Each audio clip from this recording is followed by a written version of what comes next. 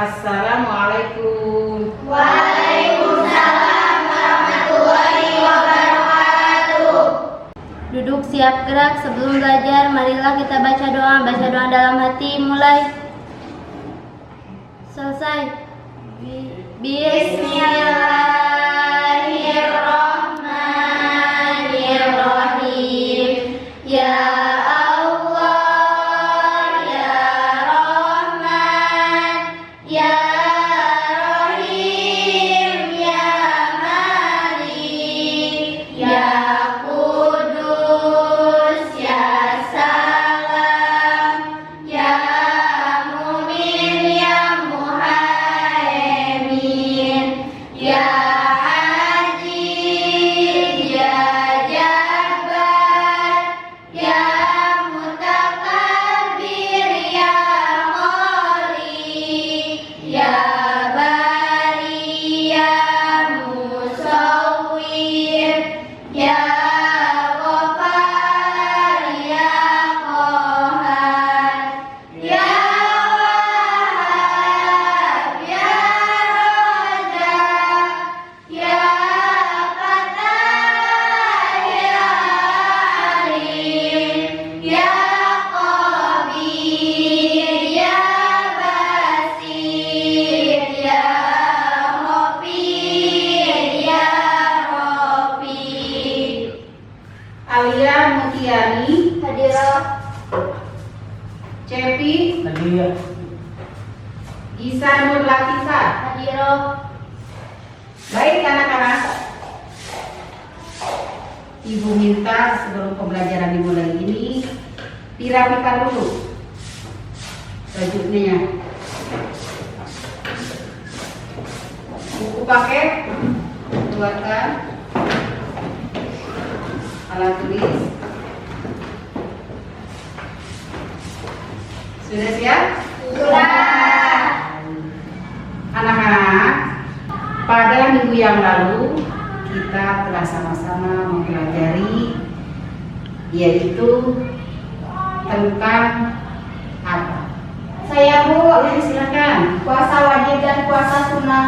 Ya, puasa wajib dan puasa Sunnah. Puasa wajib semuanya ada berapa? Empat. Empat, bagus. Yang pertama puasa Ramadan. Puasa Ramadan. Kedua puasa qadha. Yang ketiga puasa nazar. Dan yang keempat puasa ibadah. Nah, kalau puasa sunnah ada berapa semuanya? Tiga. Satu, Meme ibu tanya. Puasa Syawal kecuali tanggal 1. Puasa Syawal kecuali tanggal 1. Nah, ini pelaksanaannya boleh di awal, boleh di tengah, atau di akhir ya. Yang kedua, coba Mama dijawab. Puasa Arafah Puasa Arafah tanggal 9 Dzulhijjah. bagus ya. Kalau yang ketiganya Cepi coba puasa apa? Puasa Senin dan Kamis. Ya, puasa Senin dan Kamis. Sebelum masuk ke materi, silakan kalian simak tayangan video ini dengan baik.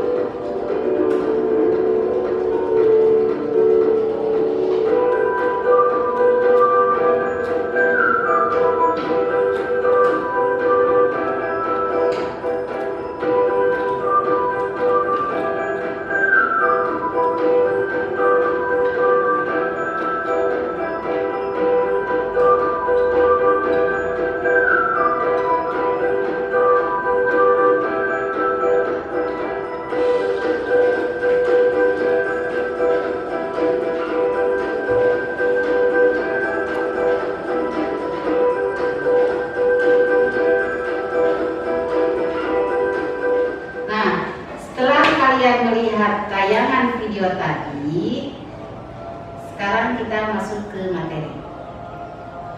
Materinya yaitu meyakini kitab-kitab Allah Subhanahu wa Ta'ala, mencintai Al-Quran.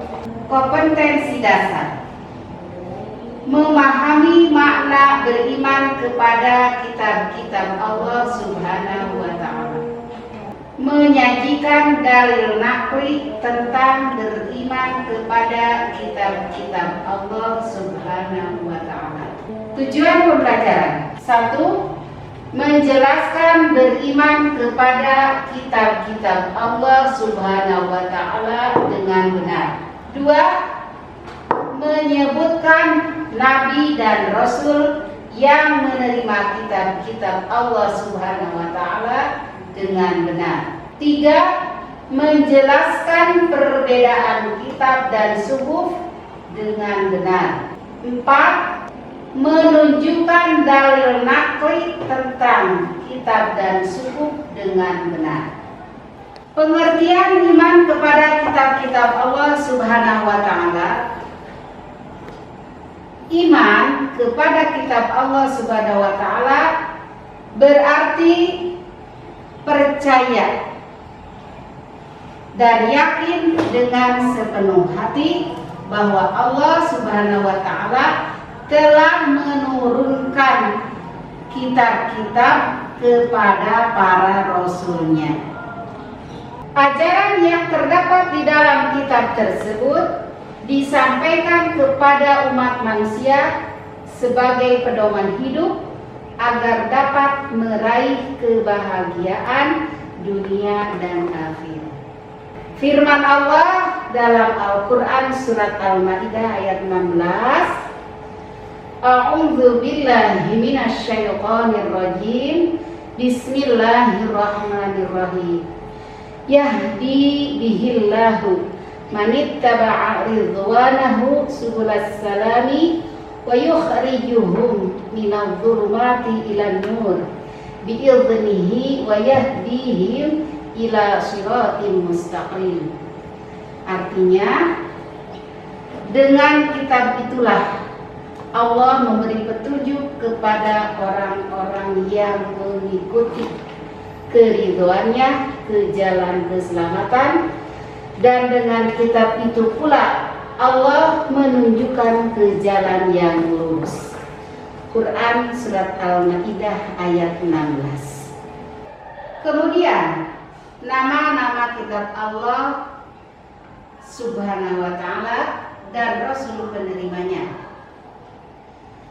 Ada 4 kitab Allah Subhanahu wa Ta'ala yang diturunkan ke dunia ini. Yang ke-1 adalah kitab Taurat. Kitab Taurat ini diwahyukan atau diturunkan pada abad ke-12 sebelum Masehi. Kitab Taurat diturunkan kepada Nabi Musa alaihissalam. Nama Taurat adalah hukum atau syariat. Jadi pada saat itu Nabi Musa alaihissalam diutus oleh Allah Subhanahu wa Ta'ala untuk berdakwah kepada kaum Bani Israel. Kaum Bani Israel itu sama ya dengan kaum Yahudi. Adapun bahasa yang dipergunakan dalam kitab Taurat adalah bahasa Ibrani yang terkandung atau yang tertuang di dalam firman Allah Subhanahu wa Ta'ala, Quran surat Al-Mu'minun ayat 49. A'udzu billahi minasyaitonir rajim. Bismillahirrahmanirrahim. Walaqad ataina Musal kitaba la'allahum yahtadun.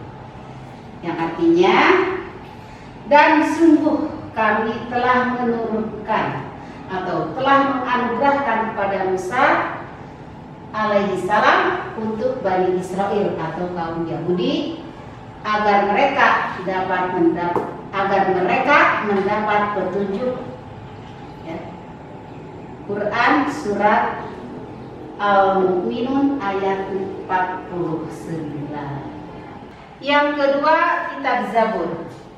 Ini diturunkan pada abad ke-10 sebelum Masehi. Kitab Zabur ini diturunkan Allah Subhanahu wa taala kepada Nabi Daud alaihissalam untuk bangsa Bani Israel atau umat Yahudi. Kitab ini diturunkan pada abad 10 sebelum Masehi di daerah Yerusalem. Adapun kitab ini ditulis dengan bahasa Kipti sesuai dengan firman Allah Subhanahu wa taala, A'udzu billahi minasyaitonir rajim. Bismillahirrahmanirrahim. Wa rabbuka a'lamu bima fis samawati wal ardh wa laqad faddalna ba'dhan nabiyyina 'ala ba'dhin wa ataina Dauda zabura.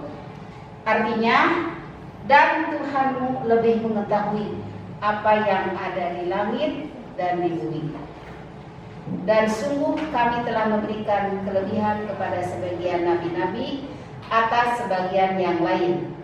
Dan kami berikan Zabur kepada Daud. Quran surat Al-Isra ayat 55. Yang ketiga, kitab Injil. Diturunkan pada abad ke-1 Masehi. Kitab Injil ini diturunkan kepada Nabi Isa alaihissalam pada permulaan abad ke-1 Masehi. Kitab Injil diwahyukan di daerah Yerusalem. Kitab ini ditulis pada awalnya dengan menggunakan bahasa Suryani. Kitab ini menjadi pedoman bagi kaum Nabi Isa alaihissalam, yakni kaum Nasrani. Adapun firman Allah Subhanahu wa taala, A'udzu billahi minasyaitonir rajim. Bismillahirrahmanirrahim. Qala inni abdullah ataniyal kitaba wa ja'alani nabiyya. Artinya, dia, yaitu Isa, berkata, sesungguhnya aku hamba Allah. Dia memberiku kitab atau Injil, dan dia menjadikan aku seorang nabi. Quran surat Maryam ayat 30. Yang keempat, kitab Al-Quran. Ini diturunkan pada abad ke-7 Masehi. Kurun waktu tahun 611 sampai 632 Masehi. Kitab Al-Quran merupakan kitab yang diturunkan Allah Subhanahu wa taala kepada Nabi dan Rasul yang terakhir, yaitu Nabi Muhammad SAW. Kitab suci Al-Quran diturunkan Allah Subhanahu wa taala sebagai penyempurna dan membenarkan kitab-kitab sebelumnya.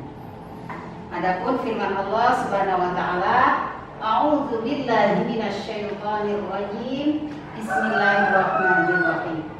Nazzala 'alaikal kitaba bil haqq musaddiqan lima baina yadayhi wa anzala at-taurata wal injil. Yang artinya, dia menurunkan kitab Al-Quran kepadamu Muhammad yang mengandung kebenaran, membenarkan kitab-kitab sebelumnya, dan menurunkan Taurat dan Injil. Quran surat Al-Imran ayat 3. Setelah wahyu pertama diturunkan di Gua Hira tersebut, turunlah wahyu berikutnya sampai seluruhnya diturunkan oleh Allah Subhanahu wa taala. Nah, secara umum pokok-pokok ajaran yang terkandung di dalam Al-Quran itu semuanya ada 5, ya.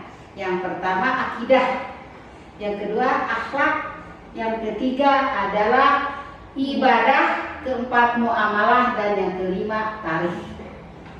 Ya, ada berapa? 5. Akidah,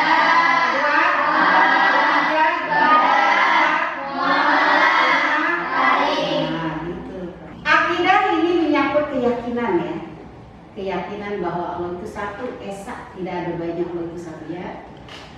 Yang kedua tentang akhlak. Akhlak itu budi pekerti. Bagaimana cara kita berbuat baik, akhlak baik, yang membina akhlak baik, kemudian membuang akhlak jelek. Itu dijelaskan di dalam akidah, di dalam akhlak. Kemudian yang ketiga ibadah. Nah, ibadah ini menyangkut dengan berkaitan dengan sholat, dengan zakat, dengan puasa, gitu ya. Nah, cara-cara seperti itu adanya di ibadah.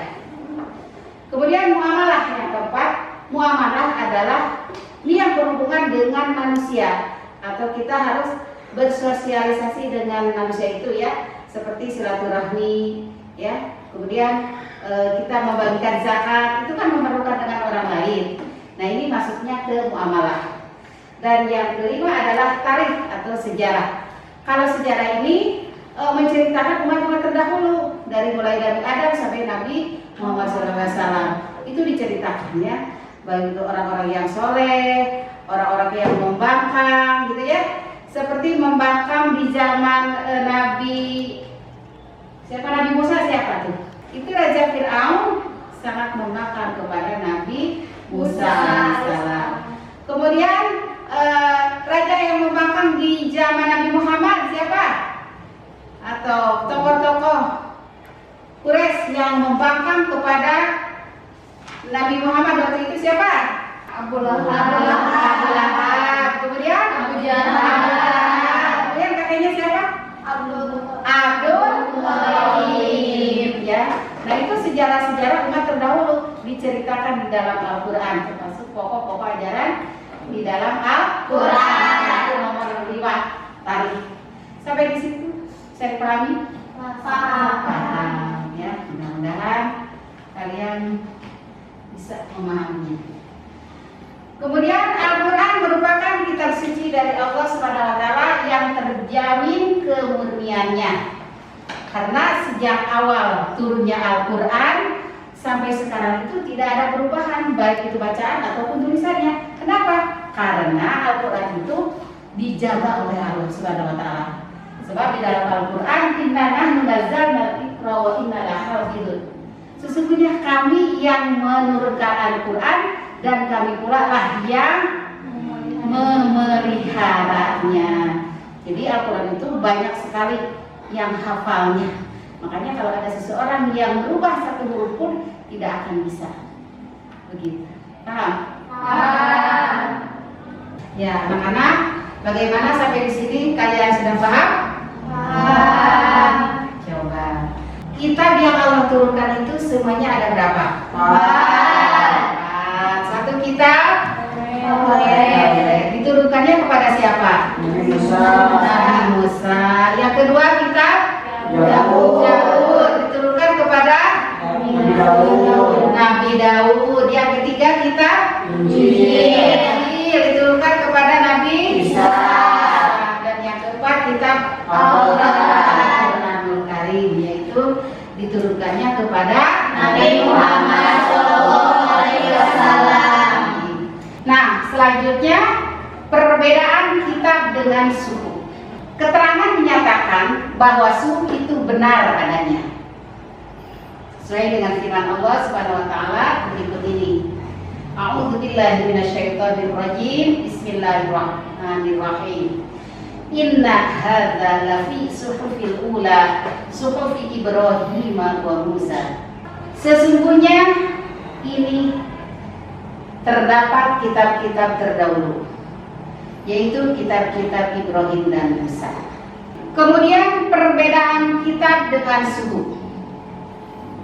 Jadi secara rinci, para nabi dan rasul itu yang menerima suhuf dari Allah Subhanahu wa taala adalah: 1. Nabi Ibrahim menerima 10 suhuf. Kedua, Nabi Musa menerima 10 suhuf. Kitab dan suhuf ini mempunyai persamaan dan perbedaan. Persamaannya yaitu suhuf dengan kitab adalah sama-sama wahyu Allah, sama-sama firman Allah.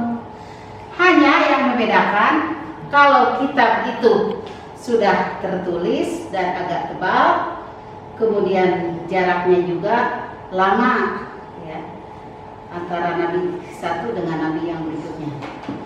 Kemudian kalau suhuf itu tipis, masih berupa lembaran-lembaran yang terpisah. Nah, sekarang materinya udah Ibu sampaikan ya dari awal sampai akhir. Silakan kalian diskusikan dengan teman-teman kalian sesuai dengan kelompoknya masing-masing yang sudah Ibu dari kemarin bentuk. Silakan.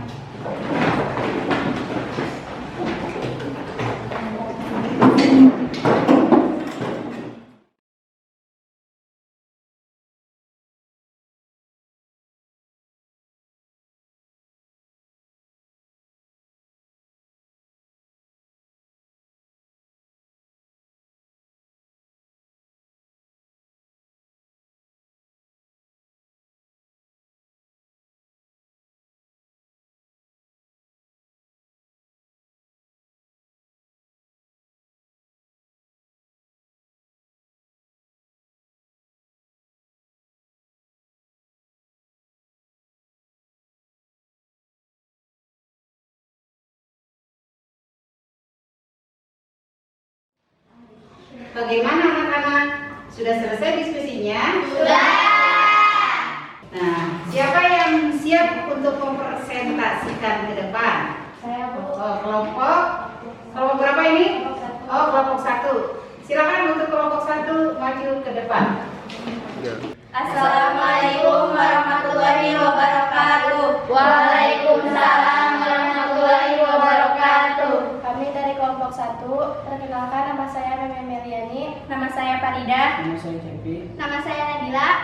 Akan mempresentasikan hasil diskusi kami langsung ke pembahasan. 1. Jelaskan pengertian iman kepada kitab Allah Subhanahu wa Ta'ala. Menurut jawaban kelompok kami adalah iman kepada kitab Allah berarti percaya dan yakin dengan sepenuh hati bahwa Allah telah menurunkan kitab-kitabnya kepada para rasulnya. Ajaran yang terdapat di dalam kitab tersebut disampaikan kepada umat manusia sebagai pedoman hidup agar dapat meraih kebahagiaan di dunia dan di akhirat. Sebutkan 4 kitab yang diturunkan Allah Subhanahu wa Ta'ala beserta nabi yang menerima dan bahasanya masing-masing. Menurut jawaban kelompok kami, 1. Kitab Taurat diturunkan kepada Nabi Musa dengan bahasa Ibrani. 2. Kitab Zabur diturunkan kepada Nabi Daud dengan bahasa Kipti. 3. Kitab Injil diturunkan kepada Nabi Isa dengan bahasa Ibrani atau Suryani. 4. Kitab Al-Quran diturunkan kepada Nabi Muhammad SAW dengan bahasa Arab. Nomor 3. Bagaimana cara beriman kepada kitab-kitab sebelum Al-Quran? Menurut jawaban kelompok kami, dengan meyakini dan membenarkan bahwa Allah menurunkan kitab-kitab suci lainnya sebelum Al-Quran, ada Taurat, Zabur, dan Injil. Mungkin itu saja dari hasil diskusi dari kelompok kami. Mohon maaf atas kekurangannya. Assalamualaikum warahmatullahi wabarakatuh. Waalaikumsalam.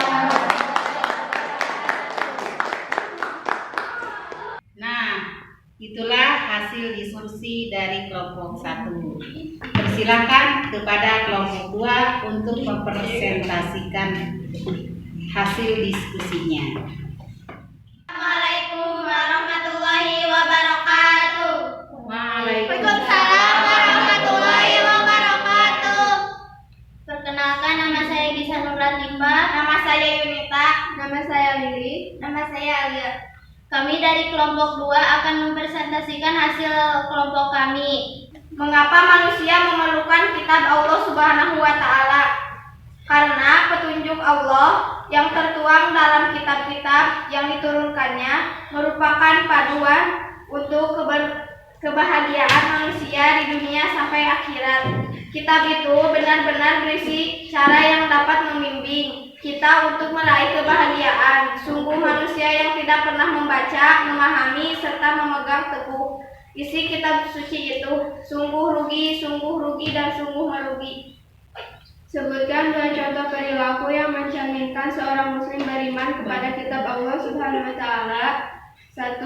Suka membaca Al-Quran dan memahami artinya. 2. Mempelajari baca tulis Al-Quran dengan baik. Para nabi dan rasul ada yang menerima kitab suhuf dan kitab sekaligus suhuf. Jelaskan pengertian suhuf. Suhuf adalah bentuk jamak dari sahaifah yang artinya lembaran. Maksudnya adalah lembaran-lembaran yang berisi firman Allah, wahyu-wahyu Allah yang diterima oleh para rasul. Ada yang dituliskan berbentuk kitab yaitu lembaran-lembaran terpisah. Namun keduanya sama-sama berisi firman Allah yang diberikan kepada para nabi dan rasul. Itu saja yang bisa kami sampaikan. Mohon maaf bila ada kekurangan. Wassalamualaikum warahmatullahi wabarakatuh. Waalaikumsalam warahmatullahi wabarakatuh.